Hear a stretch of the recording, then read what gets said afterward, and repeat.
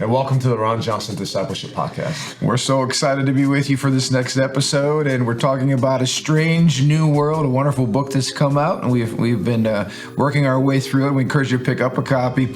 But we are living in a strange new world. We're trying to help you make sense of how we got here. And of course, this podcast deals with Christian worldview. It deals with how to look at the world through the lens of Scripture and how to make sense out of the increasing mayhem and chaos and insanity that's all around us.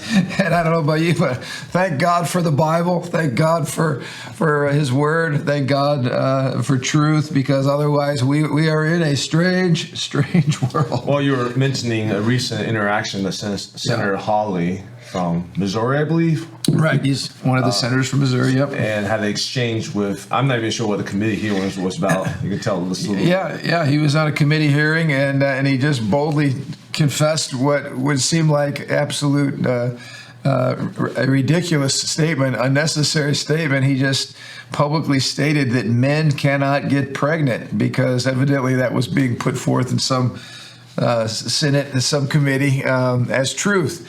And when he said that, the person who was pushing the other agenda, who believes that men can get pregnant, it's the whole transgender illusion, that person just went off talking about how terrible and hurtful that comment was. And again, this is just going against, we're beyond going against science, because science is clear that men cannot get pregnant.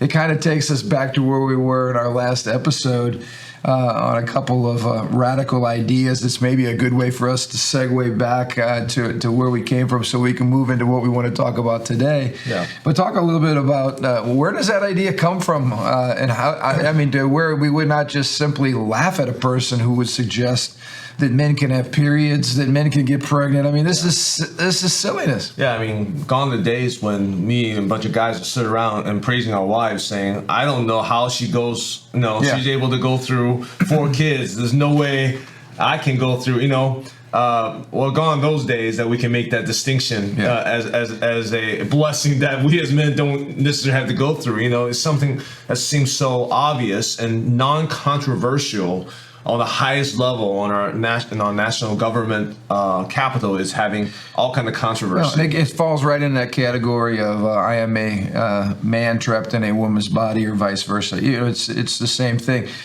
So here I am a man, and I think I can become pregnant. Where does that come from? Let's go back, I guess, to a couple of our guys last week. We first talked about Rene Descartes, who basically embraced the idea that I think, therefore I am. So in many ways, the center, the beginning of truth begins with me, internal, inside. Whereas before we found ourselves in an external world, a very much God-created world, and our job was to figure out how we fit in that external reality. Right. Where now everything was turned upside down for Descartes, and he starts going, wow, where can I find certainty about anything? Of course, he was a product of his times. There was a lot of cultural uncertainty, unrest, a lot of corruption, a lot of hypocrisy, so a lot of lack of trust in institutions. Basically, that's right. He's saying, where can I put my confidence? Where can I be absolutely certain that something is real and true? And for him, he had to go all the way back to the reality that the questioner, me, I am the only thing that I know for certain is real. So the fact that I think, and therefore I am, is the foundation of understanding anything that is true. Now, you brought out a good point last week. Descartes wasn't a godless man. He wasn't an atheist. He was very much a Christian man. But his significant idea was that the locus of truth, of certainty, is not outside of us in God or in a God-created world, but inside of us in our own thoughts. Right. And then we fast forward to Rousseau, who kind of took this idea. I don't know if he took this idea, but he came with this idea basically that human beings are born good. Yep. And the social institutions all around us keep us. Which again turns Christian theology upside down, because the Bible, of course, teaches that we're not born good. We're born evil. We're born fallen, selfish, that there's something terribly wrong with the human race after we get to Genesis 3 and the fall. So he disregards biblical truth altogether and basically says, you're a good person. It's the outside world. It's the institutions that mess you up. Yeah, the oppressive institutions like family and church that corrupts us. As we pointed out, he didn't put government in that category. Sure. Government was a great thing for Rousseau, but he put the institutions that the Bible highlights, because again, this is coming very much out of an antichrist kind of spirit. So the institutions that are bad are not the state. That state is actually great. It's the nuclear family, and it's the church. The two institutions that have this nasty habit of putting expectations and accountability and structure and morality, imposing that on you, which of course he was rabidly fighting against. Yeah, he himself rebelled against basic institutional restraints like being a father, being a husband, stuff like that, Right, was a terrible father. And I want to point out that as we start moving ahead with these major idea makers and shapers, these folks are scoundrels. When you look at their lives, when you look at the outcome of their lives, you see that their ideas were from the pit of hell, because the fruit of their ideas lived out in their own lives was disastrous. And I think that's one way you can tell whether or not a worldview is true. Like, does it lead to the good life? Does it lead to a life that other people want to emulate? And certainly with Rousseau, it does not. But his ideas about authenticity and don't let anybody outside you define you. You're your own person. Follow your heart, follow your dream. I mean, this is Disney movie stuff. No, this is the real romanticism. Trust yourself. Right. Trust your instincts. Your heart is good. Your feelings are good. Yep. So that's where those ideas came from. I was going to say something about Rousseau. I forgot. Yeah, well, I went to see. Remember that movie that came out that was so great? It was with the sister, and she's singing. Frozen. Yeah. Well, I thought the movie was about, because all the when it came out, all the advertising of the movie had to do with this moose, and it looked like this funny thing. So you like the moose? Yeah, I like the moose. But then I go take my kids to the movie. I'm thinking I'm going to see a moose, and instead, what I really get is Rousseau put to music. Because when you listen to all the songs, in fact, that song, it was a ballad of Rousseauian philosophy. You just harness so many little girls' drinks. They love that song, Let It Go, so much. Hey, girls, let it go. It's a bad song. It's a dedication to Rousseau ideology. It was, because it was all about just what you said, man. Get in touch, with your heart and your dream, and that nothing's impossible, and and all this. Let go all restraints. Let go all your responsibility. Just be yourself. Your kid's crying. Your kid's hungry. Your kids have night terrors. Forget. Just let it go. Just do your own thing. That's through my lens, right? As a dad with a bunch of young kids at home, it's like, no, I can't let it go because they're dependent on me. These messages are done in the framework in which they can tell stories. The family expectations seem so oppressive. So it gave him a compassionate bent, right? But if you take these ideas and you push it to the very end, all of a sudden there's no restraint whatsoever. Doesn't matter. I have a covenant relationship with my wife for years. Doesn't matter. My kids look up to me. I'm going to be myself. I'm going to live my own life. No accountability, no expectations to anybody else except yourself. And that's an ugly, ugly world when that worldview is lived out, because you just become a self-centered, narcissistic monster. Nobody lives with people like this. Right. And we're going to look at a self-centered, narcissistic monster in real life as we transition today into one of the major thinkers. In fact, his philosophy is still impacting America probably more than ever today, even though we've seen the horrific results of this philosophy lived out in real life. Nevertheless, Karl Marx is still speaking from the grave, and we want to get into him today. But before we do, a couple of things just by way of significant points, by way of review. We said that modern self gives significant authority to our inner feelings with regard to our identity. So what you feel about yourself, even if you feel like you're a woman, or you feel completely different gender, or whatever it is that you feel, your feelings take preeminence over everything else.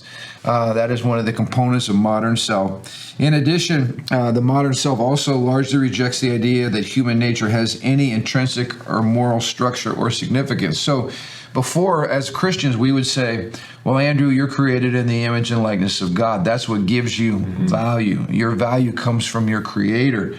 But when you throw the creator away, like many of these philosophers did, and you start off with a godless universe, then human nature really is nothing unique or significant about it. Like we might say, well, you're human, you're different from a dog or from a cat because you're human, but we would not say that your nature is different than that of an animal. You're just another animal. Yeah. So if there's nothing unique about human nature, and that we're really just like the rest of the world, or the rest of the material world, then it means you're pretty much free to create whatever you want to create, be whoever you want to be. There are no expectations for your nature. There's no sense of morality. There's no sense of we shouldn't do this because we're made in God's image, or any of that kind of a structure that would be placed upon human nature. I mean, this cup has no moral construct, right?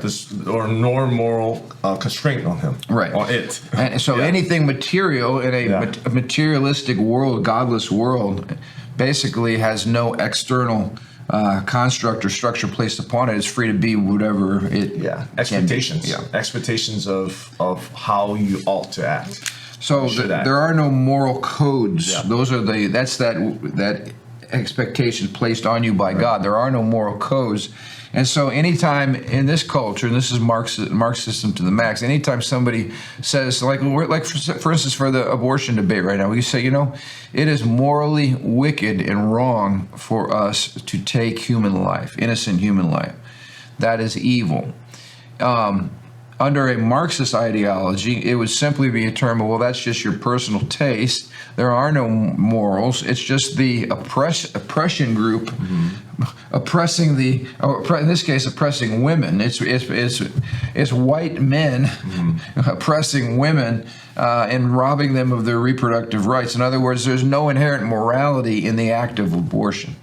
It's up to you. It's whatever you want to do, and basically nobody should enter. We hear this all the time. Nobody should intervene between you and your doctor in that decision, because there is no moral value inherent in the decision other than the value that you place on it yourself. Yeah.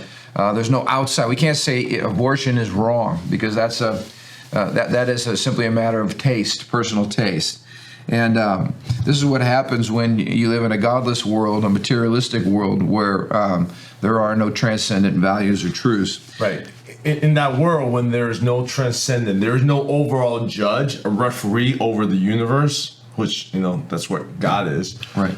Basically, when there's moral constraints, when I say, hey, this is wrong, you shouldn't do this, I'm not really giving morals. I'm actually controlling you. I'm actually manipulating you. I'm actually oppressing you. Right. I'm using my personal taste and what should or shouldn't be to oppress you, to keep you subjected, and to keep the status quo the same. Right. And the only problem with that mindset, I should say the only problem. The problem with that mindset is, even as you're saying, hey, there's no moral code, and you're oppressing me, I'm oppressing you in the process, because I'm throwing my moral code on you. Right. So it's just a matter of switching chairs. So all you done is you made everyone against each other. Everything that's said, every viewpoint, it's simply, there's a moral code, and we need to discover it. We need to collaborate and find the best moral code together so we can have the best life. We're no longer collaborating. We're no longer trying to do this together and find the best life together, right? That's a unifying factor. Now we're against each other. Now we're at odds. My value versus yours, we're oppressive, we're divisive. If my microphone's bigger, my voice is more oppressive, then I win.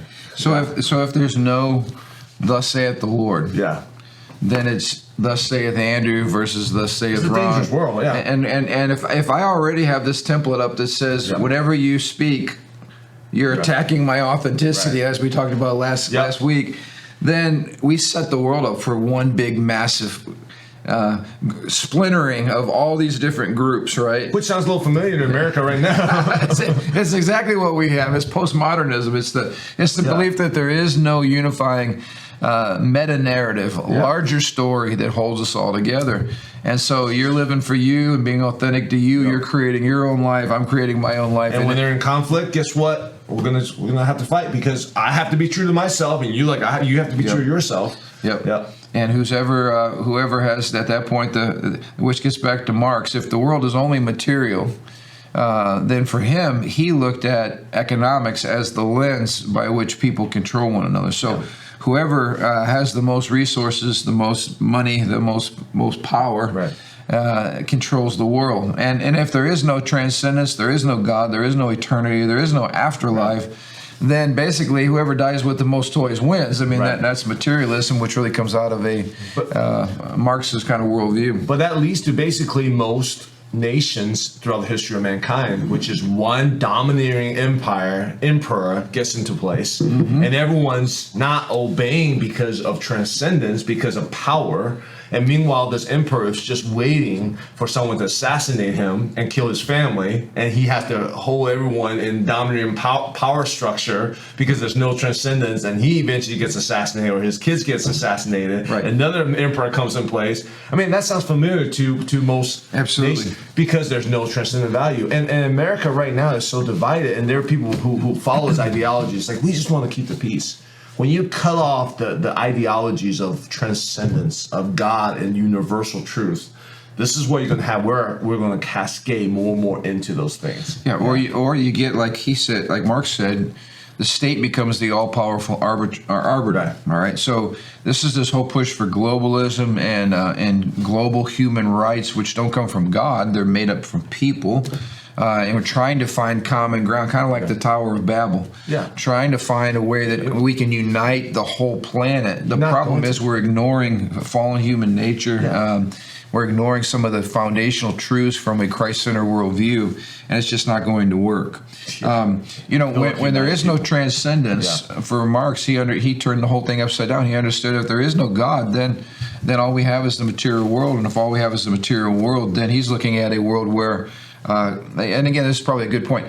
Most of these ideologies came as a reactionary point to error that was happening. So you look back at Descartes, he's looking at a church that's corrupt, he's looking at government that's corrupt, and sometimes wrong, as it relates to scientific discovery and some of those kinds of things.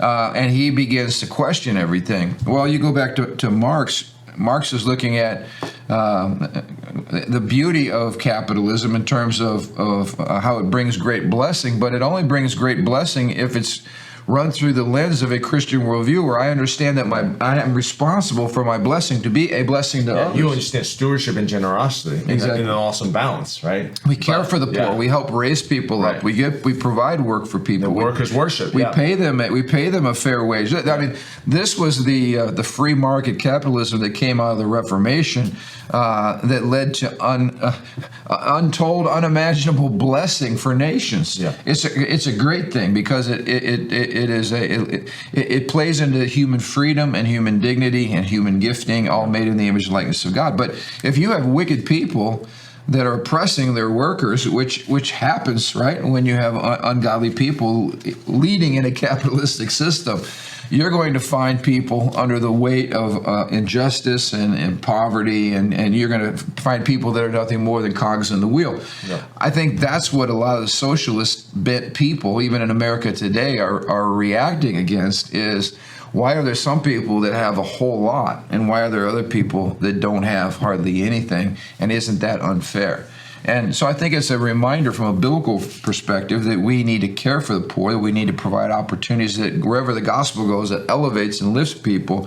But whenever capitalism minus Christ goes, it exploits people, or it can exploit people. And I think that's what Marx was reacting to here, was that he gave the example, this guy makes chairs all of his life for his boss, and the boss gets the blessing of the profit, and this guy is so poor he can't even afford to buy a chair that he's been making his whole life for his family. And so, again, it's class warfare. It's let's get the workers revolting against the management. We see this even today, and we got all the battles in the steel mills to the north of us. The management versus labor, and it's still present in our culture today. And I just want to speak to that a little bit. I've been working with a lot of entrepreneurs, and business owners.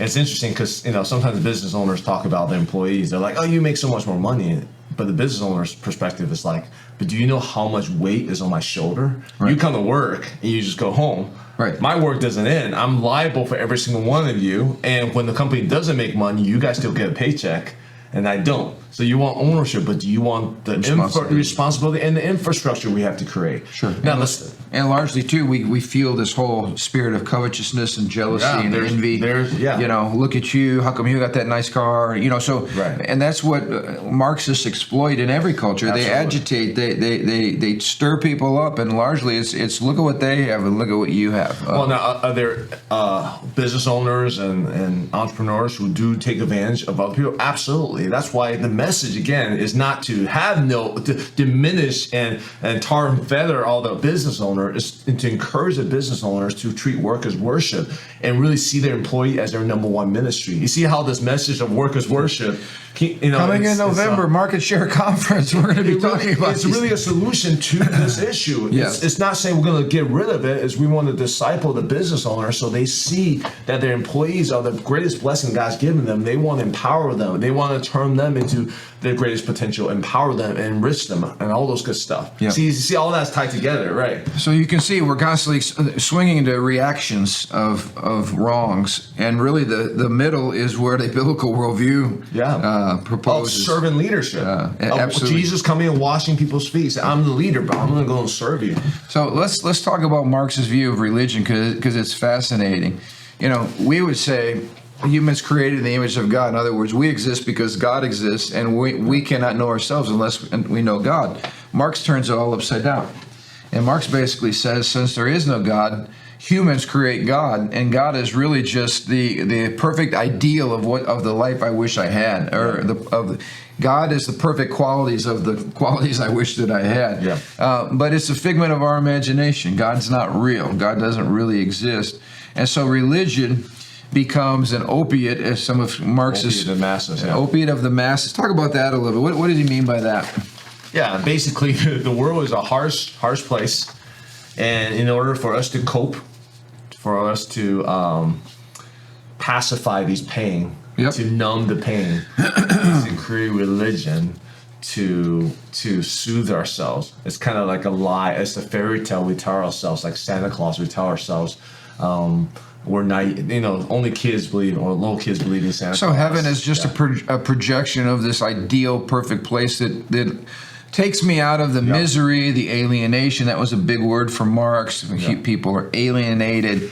And so this idea of heaven sounds so great. Life after death, boy, that sounds so great. But of course, these are just fictions. It's just like our opium. It helps us get high so we can deal with it's escapism. The misery. And he's saying, stop taking this opium to masses. Stop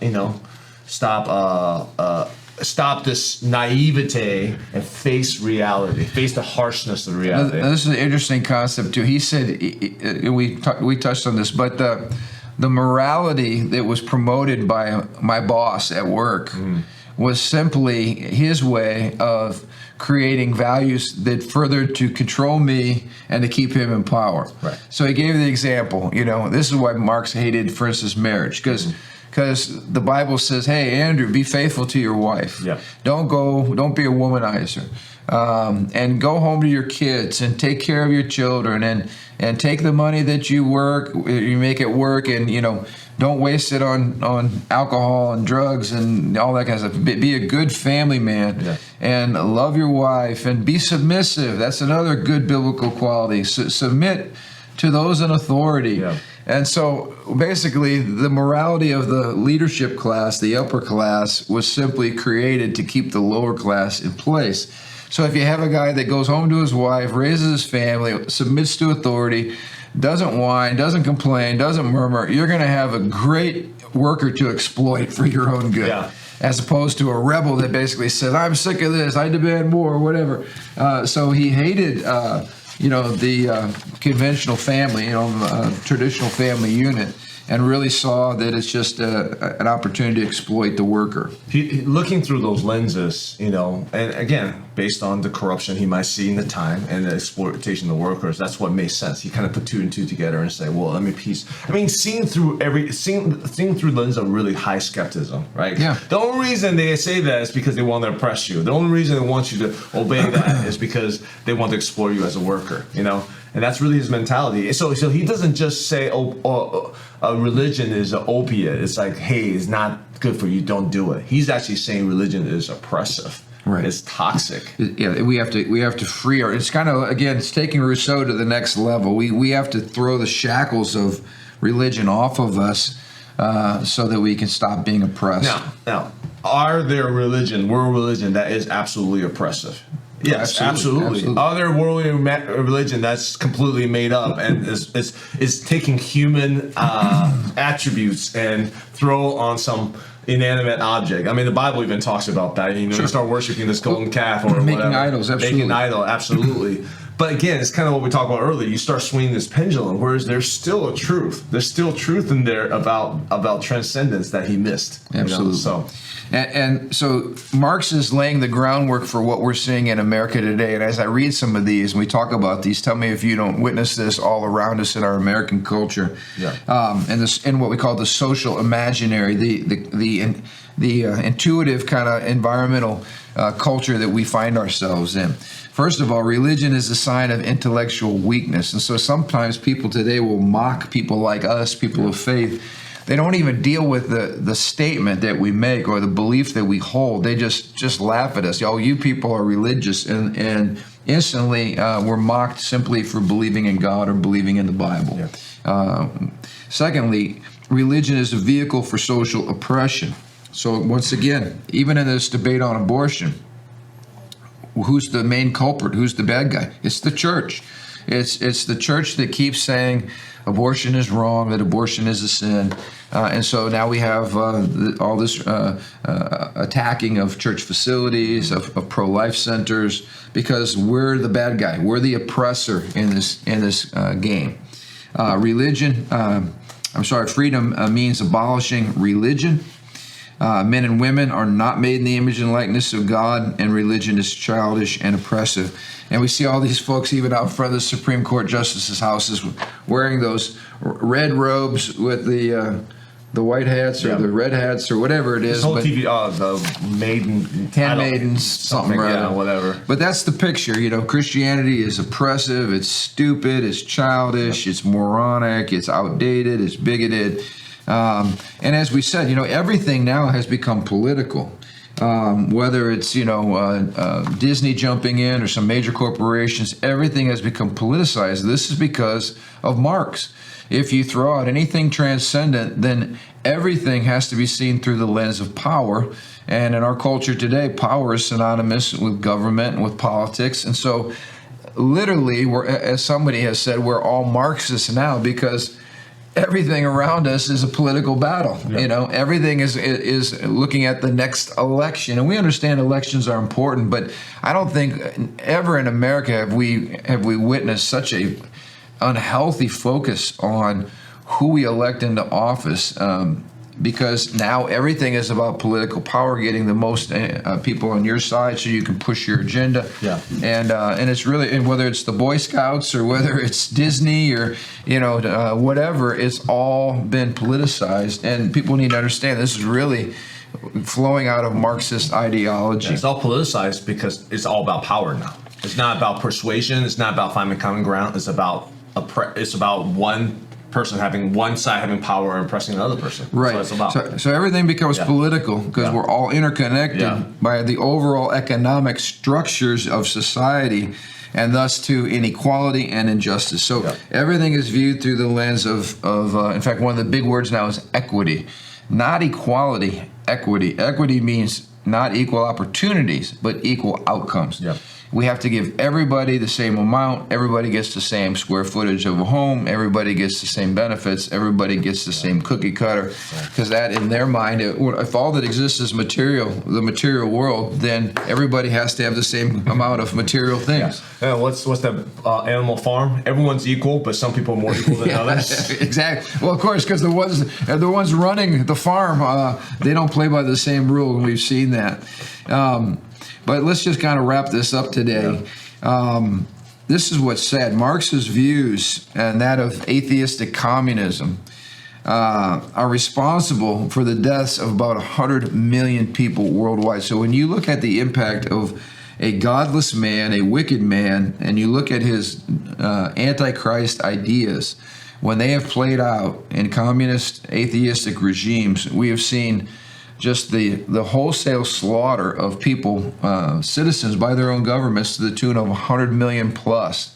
This is incredibly sad, and shows you the futility and the stupidity of a worldview that starts with a rejection of God.